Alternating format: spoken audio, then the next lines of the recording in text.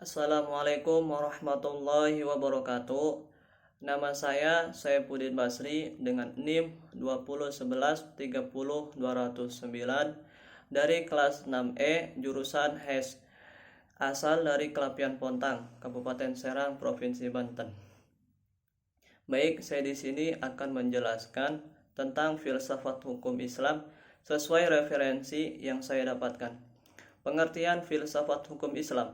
Filsafat hukum Islam terdiri dari 3 kata, yaitu filsafat, hukum, dan Islam.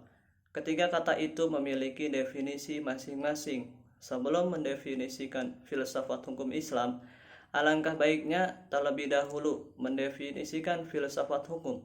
Filsafat hukum adalah pengetahuan tentang pemikiran mendalam, sistematis, logis, dan radikal tentang berbagai aturan yang berlaku dalam kehidupan manusia, baik aturan bermasyarakat maupun aturan bernegara.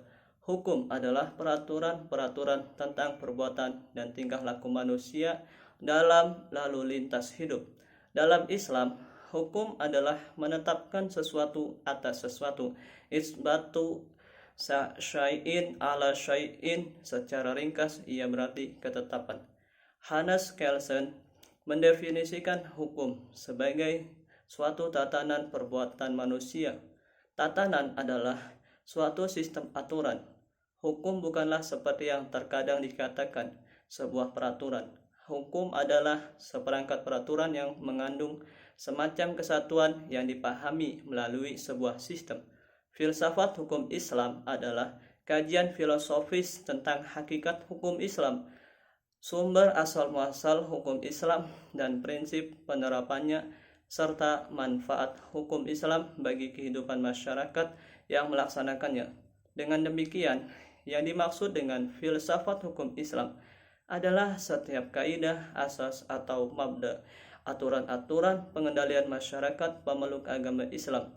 Kaidah-kaidah itu dapat berupa ayat Al-Quran, hadis, pendapat sahabat dan tabi'in, ijma' ulama, fatwa lembaga keagamaan. Filsafat hukum Islam diartikan pula dengan istilah hikmah at-tashri'. Dalam sejarah pembinaan hukum Islam dapat ditemukan bahwa para ahli usul telah mewujudkan falsafah at-tashri' sehingga hukum terus terbina dengan baik. Oleh karena itu, filsafat hukum Islam dapat dibagi menjadi 3 macam, yaitu 1. Falsafah asy-syar'iyyah yang mengungkapkan masalah ibadah, muamalah, jinayah, dan uqabah dari materi hukum Islam. Filsafat syariat mencakup asrar al-ahkam dan tawabi al-ahkam. 2. Falsafah tasyri', yaitu filsafat yang memancarkan hukum Islam, menguatkan dan memeliharanya. Falsafah tasyri' meliputi usul al-ahkam, maqasid al-ahkam, dan qawaid al-ahkam. 3.